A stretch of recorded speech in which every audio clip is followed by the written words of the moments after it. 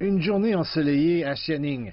Comme à son habitude, Chen Changjun, âgé de 68 ans, profite des sources thermales gratuites de la ville avec beaucoup d'autres gens de son âge.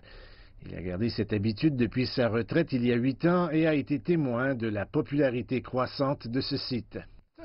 Nous considérons tout cela comme un cadeau des dieux. Pour autant que je le sache, il existe des centaines de sources thermales dans tout le pays, mais celle-ci doit être la seule accessible gratuitement aux citoyens. Nous sommes donc reconnaissants au gouvernement qui a beaucoup investi pour la rénover. Au cours des dernières années, la précieuse ressource a été bien exploitée. Il existe maintenant plus de 10 sites commerciaux de sources thermales à Xianing. Grâce au système de transport en commun de la ville, ils attirent un nombre croissant de visiteurs des villes voisines. Ma famille vient en voiture de Wuhan pour profiter des sources d'eau chaude ici presque chaque hiver. C'est amusant et bénéfique pour nos santé. Et il a dit que les sources thermales de Xianing sont toutes naturelles et non pas artificielles. Et le tourisme en plein essor entraîne à son tour l'amélioration des infrastructures de la ville.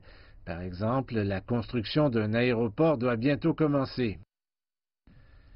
C'est un bon exemple de la façon dont une ville peut tirer pleinement parti de ses ressources naturelles pour aider les habitants et promouvoir son développement. Cela incite également les autorités locales à comprendre que la protection de la nature est la clé de la construction d'une ville habitable. Et ce parc forestier représente une bonne pratique à cet égard.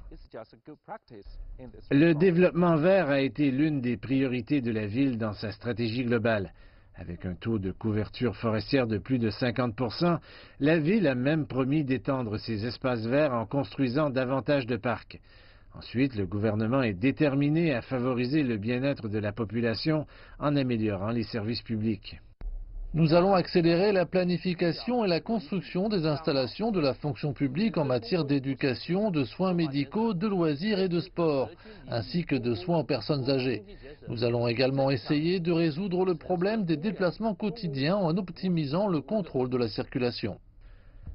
Chen Changjun décrit sa vie comme simple mais satisfaisante. Témoin du développement de la ville au cours des dernières décennies, il se réjouit de voir encore davantage de changements positifs.